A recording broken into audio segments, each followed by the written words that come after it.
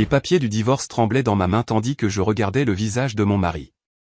Non pas de chagrin ou de regret, mais à cause de l'effort que je faisais pour ne pas sourire. Je prends toutes mes affaires personnelles avec moi, dis-je d'un ton neutre. Sa maîtresse soupira, admirant ma maison de designer, ignorant ce que le lendemain apporterait. Avant de continuer, n'oubliez pas de vous abonner et dites-nous d'où vous nous regardez dans les commentaires, on lit chacun de vos messages. Les papiers du divorce tremblaient dans ma main tandis que je regardais le visage de mon mari, non pas de chagrin ou de regret, mais à cause de l'effort que je faisais pour ne pas sourire. Alors, tu vas vraiment partir comme ça, demanda James, les sourcils haussés dans une fausse inquiétude, tandis que ses doigts s'entrelaçaient avec ceux de Rachel, sa maîtresse. Elle était assise à côté de lui sur mon canapé de designer, celui pour lequel j'avais économisé pendant 6 mois. Je prends toutes mes affaires personnelles avec moi, dis-je d'un ton neutre en posant les papiers sur la table basse entre nous, juste pour que ce soit clair. Les yeux de Rachel balayaient notre salon, s'attardant sur les luminaires sur mesure, les meubles savamment agencés, les pièces de décoration choisies une à une qui avaient transformé cette maison démodée en une page de magazine. Cet endroit est parfait, soupira-t-elle en passant la main sur la coudoir en velours. C'est exactement ce que j'ai toujours voulu. Tes vieilles fringues et tout le reste, prends-les. Honnêtement, ça me rappelle juste les moments misérables qu'on a passés ensemble. J'ai hoché la tête lentement, sans prendre la peine de corriger sa supposition. Les déménageurs seront là demain. Souviens-toi juste que tu as accepté qu'il n'y ait pas de partage des biens. Je m'appelle Lorraine. J'ai 29 ans et je suis architecte d'intérieur. Voici l'histoire de la façon dont j'ai vidé bien plus qu'une simple maison. Il y a 3 ans, j'ai épousé James, croyant que nous étions partenaires dans tous les sens du terme. Il avait 34 ans, travaillait dans la gestion de chantiers de construction, et avait hérité de la maison de ses grands-parents peu de temps avant notre rencontre. La maison était structurellement saine, mais n'avait pas été rénovée depuis les années 1980. Que des murs beiges et du stratifié usé. James l'avait meublé avec des articles de récupération d'amis et des basiques de magasins discount. Quand nous nous sommes mariés, j'y ai vu un potentiel. Avec mon expertise en design et mes économies, j'ai transformé cette propriété démodée en quelque chose de spécial. Chaque pièce était soigneusement sélectionnée. Des meubles modernes du milieu du siècle qui complétaient l'ossature de la maison, un éclairage spectaculaire qui attirait le regard vers le haut, des habillages de fenêtres sur mesure qui encadraient parfaitement la vue. Je documentais chaque achat, en partie par habitude professionnelle, et en partie parce que j'avais appris très tôt dans notre mariage que James était négligent avec l'argent. Cette négligence s'étendait à notre relation. Les petites choses s'accumulaient. La vaisselle laissée dans l'évier malgré notre accord de partager les tâches. Des plaintes sur les repas que j'avais préparés après des journées de travail de 10 heures. Des commentaires dédaigneux sur mon obsession pour l'apparence des choses.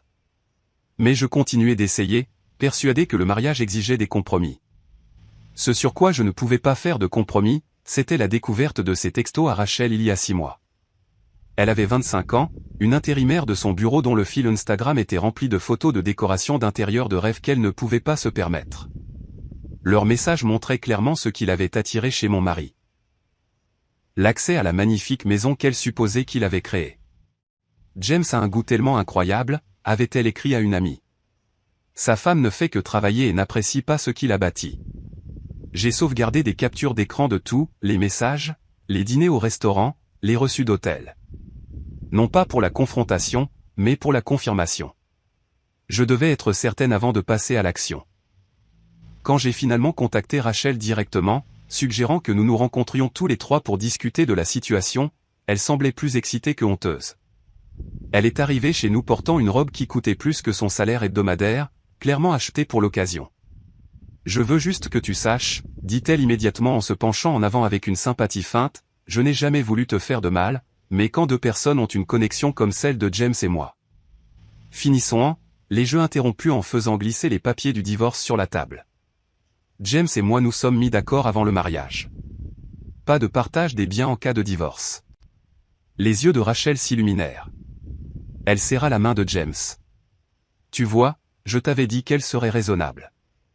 James hocha la tête, le soulagement évident dans la détente de ses épaules.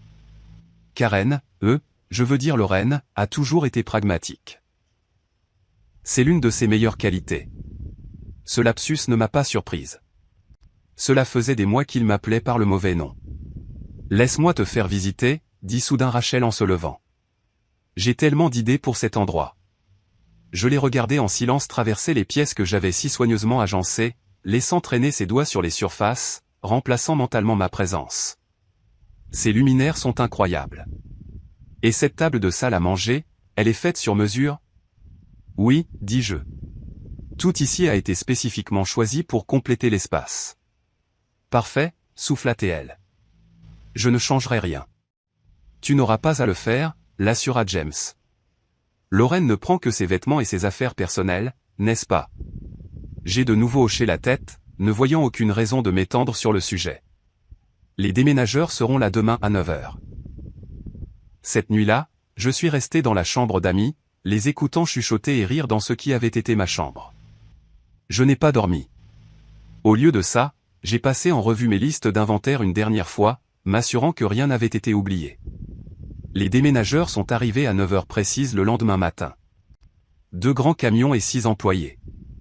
J'avais engagé la meilleure entreprise de la ville, celle avec qui je collaborais souvent pour mes clients. Bonjour, mademoiselle Turner, dit le contremaître. Nous avons la liste d'inventaire que vous avez envoyée. Gros chantier aujourd'hui, hein. James et Rachel sortirent de la chambre, encore en peignoir, l'air agacé par le remue-ménage.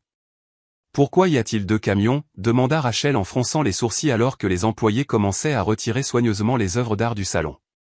Tu as combien de vêtements? Je n'ai pas répondu, me contentant de tendre ma tablette avec l'inventaire complet au contremaître. Les hommes travaillaient efficacement, emballant chaque meuble dans des couvertures de protection, détachant les luminaires avec soin, et retirant même les habillages de fenêtres sur mesure. Il fallut 20 minutes à James pour comprendre ce qui se passait. « C'est quoi ce bordel ?» cria-t-il en se précipitant vers les employés qui démontaient le canapé modulable. « Arrêtez.